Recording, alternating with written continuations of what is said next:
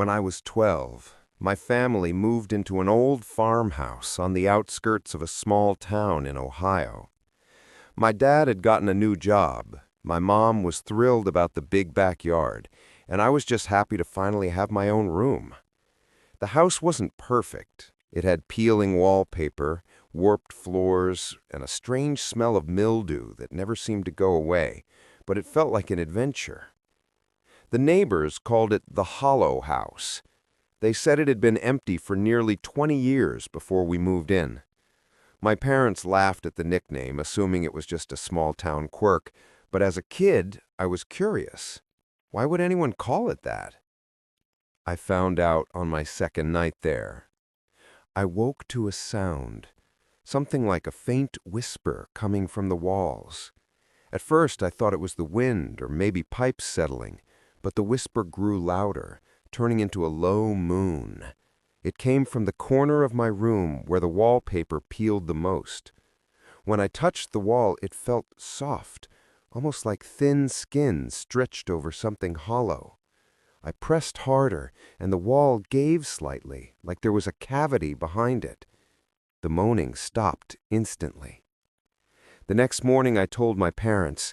My mom dismissed it as a dream, and my dad just muttered about old houses making noise. But that night, the whispering returned. This time, it was clearer. "Let us out." Over the next weeks, I discovered other places in the house where the walls sounded hollow. In the hallway, in the bathroom, even behind the cabinets in the kitchen. Each time I pressed my ear against them, I could hear faint voices, begging, weeping, sometimes screaming. One afternoon, while exploring the basement, I noticed a patch of concrete that looked newer than the rest. In the center was a small circular hole, no bigger than a fist, covered by an old wooden board. Something about it terrified me. That night, I dreamed of pale hands reaching out of that hole, fingers scraping, nails broken, trying to pull themselves free.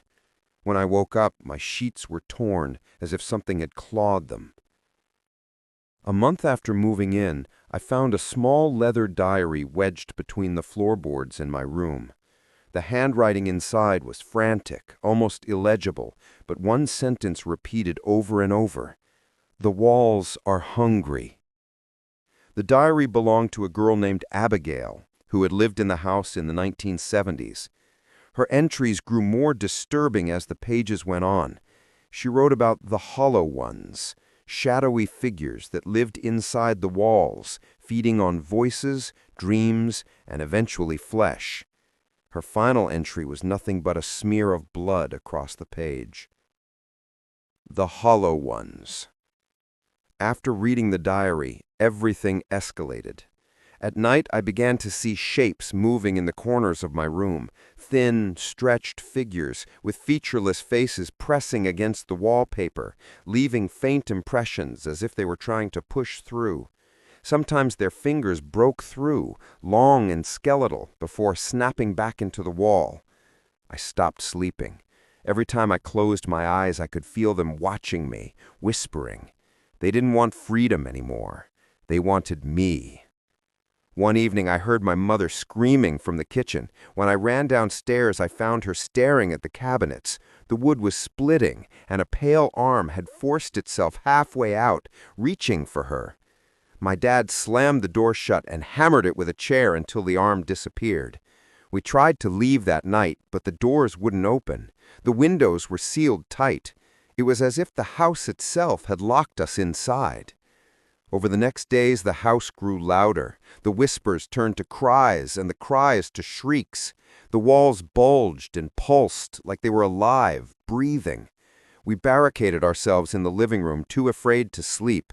But the hollow ones didn't need doors. They seeped through cracks, slipped between floorboards, crawled out of vents. I saw one fully for the first time. Tall, impossibly thin, its body gray and translucent like wax, its mouth a gaping hollow that sucked in air but made no sound. Its eyes were just pits of darkness pulling everything into them. It reached for me, and when its fingers brushed my skin, I felt my strength draining, my voice caught in my throat. My dad tackled it with a fire poker, but his swing went straight through its body, like smoke. We ran. With nowhere else to go, we ended up in the basement. That circular hole in the floor was uncovered, the wooden boards smashed to splinters. The hole wasn't small anymore. It had widened, yawning open like a mouth. Cold air rushed from it, carrying the sound of countless voices screaming in unison. The hollow ones surrounded us, dozens of them slipping out of the walls, their hollow mouths open wide. My mom clutched me, whispering prayers, while my dad held the broken poker like it would make a difference. Then the floor gave way. I don't remember hitting the bottom. I just remember darkness. A darkness so deep it pressed against my skin, filling my mouth, crushing my lungs. When I opened my eyes, I was lying on a floor of black stone. Around me were thousands of hollow figures, standing in silence, their empty eyes fixed on me.